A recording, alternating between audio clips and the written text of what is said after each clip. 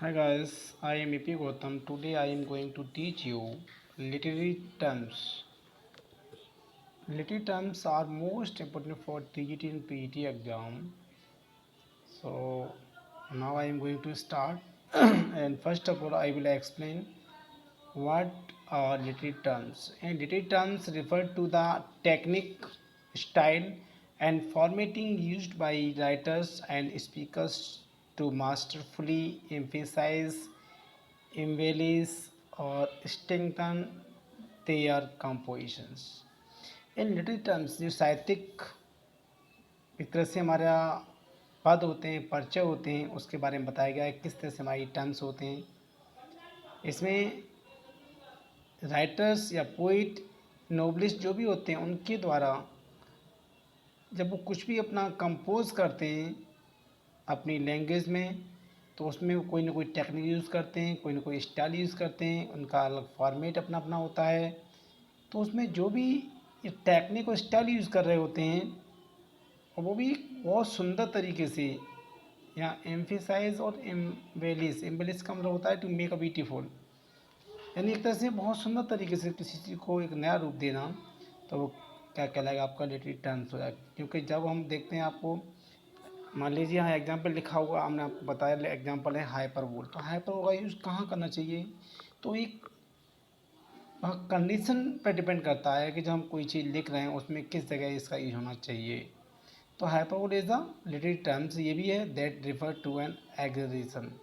Exaggeration का मतलब होता है अतिशयोक्ति, किसी को बढ़ा चढ़ा कर बोलना। ऐसे ही सीजरा, तो सीजरा क्या है, caesura is the natural pause है और break in a line of poetry, कोई भी पोइट्री की लाइन है उसमें जब ब्रेक बीच में आता है वो सीजरा कहलाता है। अब बात आती है, देखिए जो हमने पहला पॉइंट लिखा है कैंटो। कैंटो एक लिटरेरी टर्म्स का हिस्सा है जो अक्सर बच्चे या जो भी कैंडिडेट हैं इसे बहुत से नहीं भी जानते होंगे और कुछ जानते भी होंगे। कैंटो इज अ सेक्शन और division of a long narrative poem.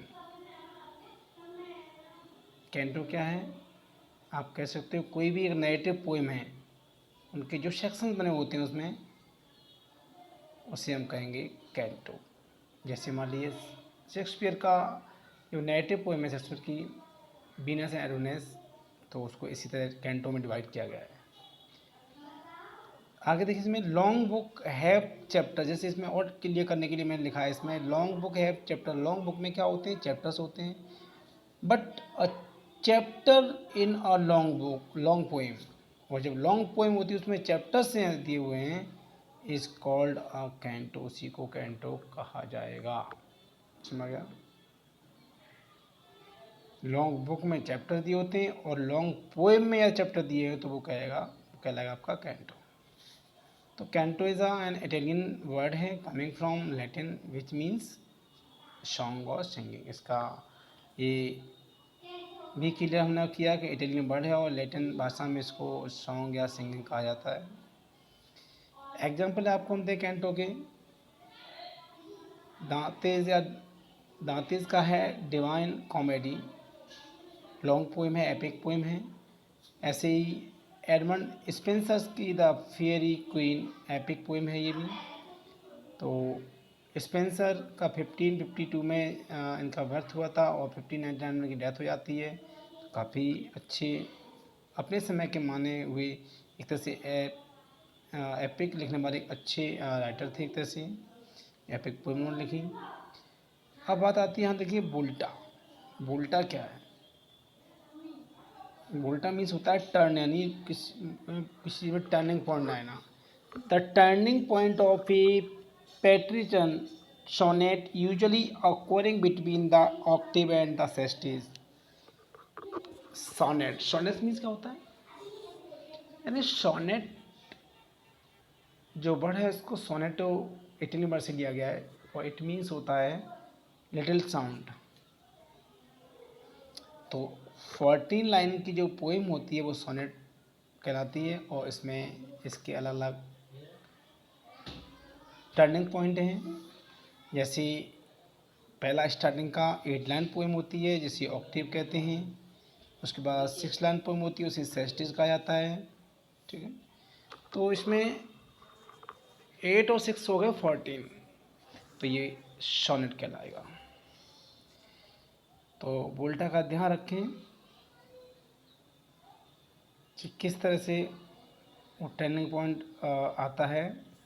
कभी भी देखना 8 लाइन के बाद उसमें बदलाव होगा, क्योंकि वहाँ स्टेटमेंट कोई ना कोई चीज़ चेंज हो जाती है, उनके व्यूज़, उनके कथन में कुछ ना कुछ चेंज आता है, बदलाव आता है, तो वहाँ वो थोड़ा हल्का सा चेंजिंग करते हैं।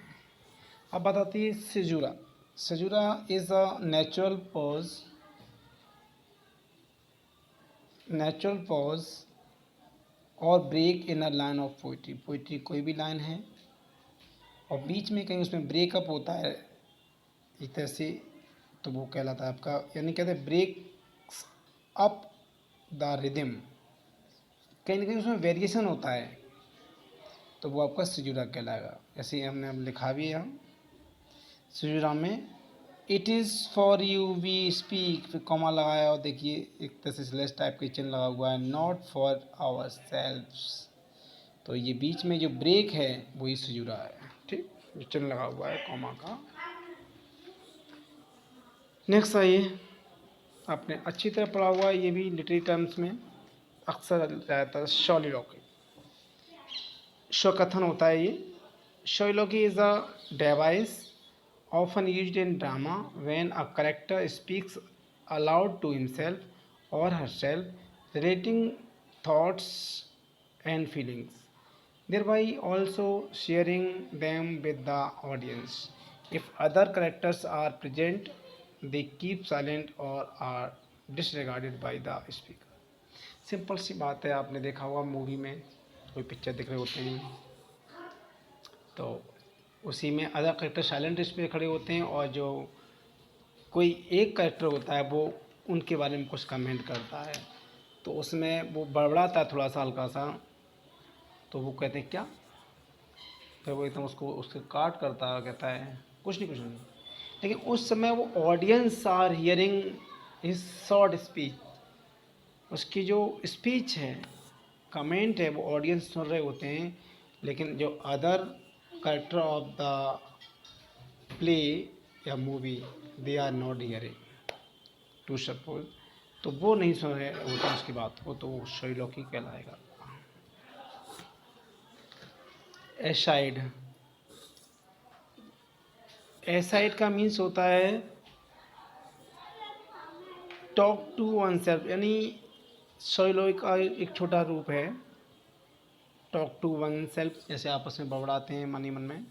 फ्यू वर्ड्स और a short passage spoken in an undertone or to audience that the other actor are not supposed to hear, ये भी उसी का एक शॉर्ट रूप है। हम कह सकते हैं एसाइड का मीन्स होता है ब्रीफ कमेंट, एक थोड़ा सा कमेंट करना किसी के ऊपर, तो उसको हम बोलते हैं एसाइड। क्या बोलते हैं उसको? एसाइड बोलते हैं। ठीक है, तो शॉलिलॉकी और एसाइड में सिर्फ इतना ही डिफरेंट है, ये ब्रीफ कमेंटमेंट होता है एसाइड, और शॉलिलॉकी उससे थोड़ा बड़ा होता है और एक अपने आप में शोकथन की तरह दोनों होते हैं। नेक्स्ट है एवेंट गार्ड। एवेंट गार्ड क्या होता है? एक new writing that is innovative, एक न्यू राइटिंग स्टाइल होती है एवेंट गार्ड, जो ये लिटरेरी टर्म्स में यूज होती है। क्लोशेट ड्रामा, नेक्स्ट पॉइंट है drama to be read not to be enacted on the stage. Closet drama just like novel, इसमें एक्शंस नहीं होते हैं, केवल उसको पढ़ सकते हैं नोवेल की तरह, तो वो आपका क्लोशेट ड्रामा कहलाएगा। नेक्स्ट है curtain raiser, a short play और state presented before the main play start. आपने देखा होगा कोई भी मूवी है, कोई भी प्ले है, उसमें जब लॉन्ग उसकी स्टोरी चल रही होती है तो उसी स्टोरी के साइड में एक स्टोरी और चल रही होती है, जो कॉमेडियन हो कैसी भी हो, तो पब्लिक को थोड़ा एंटरटेनमेंट करने के लिए वो बोरिंग महसूस नहीं करे, इसके लिए ऐसा वो बीच में एक कर्टेन रेजर यानी शॉर्ट प्ले रखते हैं, जिससे दोनों का एंटरटेनमेंट पब्लिक करती रहती है, साथ में मेन स्टोरी से भी उसका माइंड डाइवर्ट नहीं होता है, इसे कहते हैं कर्टेन रेजर। एफी टफ, एफी टफ का होता है एपिटैफ means refer to words inscribed on tomb, यानी कोई भी कब्र होती किसी की,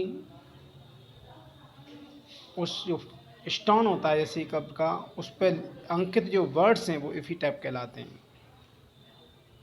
तमाम लोग देखे होंगे महान जो हमारे साहित्यकार हैं, उन्होंने अपने मरने से पहले तमाम ऐसे कमेंट किए और अपनी उस कब्र पर बहुत कुछ लिखवाने की इच्छा जाहिर की। आगे आता है यूफेमिज्म। यूफेमिज्म में क्या है, एक तरह से बहुत अच्छा वर्ड है, कई बार एग्जाम में पूछा गया है। हम अक्सर वही आपको लिटरी टर्म्स बता रहे हैं जो अक्सर एग्ज़ाम में रिपीट होते रहते हैं, पूछे जाते हैं। तो यूफेमिज्म एक आया था एग्ज़ाम में, उससे पहले 2013 में 11 में पूछा गया। इसका मीन्स क्या है, एन ऑफेंसिव वर्ड और phrase is use to present unpleasant ideas, यानी कोई भी चीज़ है हम इनऑफेंसिव मतलब एक कहने में थोड़ा कहते हैं कड़वाहट लगती हो, और उसको हम कड़वाहट ना कह के कह सकते हैं एक अपनी मधुर भाषा में एक अच्छे लहजे में कोई चीज़ किसी के सामने रिप्रेजेंट करें, तो वो यूफेमिज्म कहलाएगा। यानी क्या मतलब हुआ कि हाँ एग्जाम्पल लिखा हुआ हैज़ पास्ड अवे, वो गुजर गया, फॉर हैज़ दैट मरने कहते हैं वो मर गया। तो एक अजीब लगता है, क्योंकि लैंग्वेज है, लैंग्वेज में उन शब्दों का यूज किया जाए कि जिसको हमें सुनने में अच्छा लगे, सुनने वाले को अच्छा लगे, तो वो हमारी लिटरी टर्म्स कहलाती है। तो यहाँ वही इनऑफेंसिव वर्ड हैं जिसको अपने तरीके से उसको कन्वर्ट करके वही बात को अपने तरीके से उसको समझाना, उसके सामने बोलना, उन शब्दों को एक हार्श वर्ड यूज न करना, तो वो यूफिज्म कहलाएगा। जैसे लिखा है हैज़ पास्ड अवे, गुजर जाने को हम, जैसे यहाँ हैज़ डाइड मर चुका है, उसको हम यदि हैज़ पास्ड अवे बोल दिया तो कोई बुराई नहीं, और उसमें वो बात दोनों का मीन्स सेम है। लेकिन ये जो has passed away word use हुआ वो मच बेटर है देन हैज़ डाइड की अपेक्षा। ये किसी से मतलब यूफिज्म थोड़ा अंतर है, इसमें कन्फ्यूज जाते हैं कैंडिडेट ज़्यादातर। तो ये क्या है, एक तरह से स्टिल्टेड फाइन राइटिंग होती है। स्टिल्ट का मतलब मैनर, फाइन राइटिंग का लिखने का तरीका। जैसे एग्जांपल दिया हुआ सेल ऑफ स्पीच या डिस्ट्रीट, तो ये फाइन राइटिंग के लिए वर्ड यूज होता है और वो इनऑफेंसिव वर्ड के लिए होता है। तो आई थिंक आपको ये वीडियो पसंद आएगा। If you like this video don't forget to share and like and subscribe my channel, और if you like and subscribe my channel तो मेरे लिए बहुत अच्छा ही होगा। एक तरह से इंकरेजमेंट मिलेगा मुझे, उत्साह बढ़ेगा मेरा एक तरह से, और मैं आगे भी आपको इस तरह की वीडियो बना के देते रहेंगे। Thank you.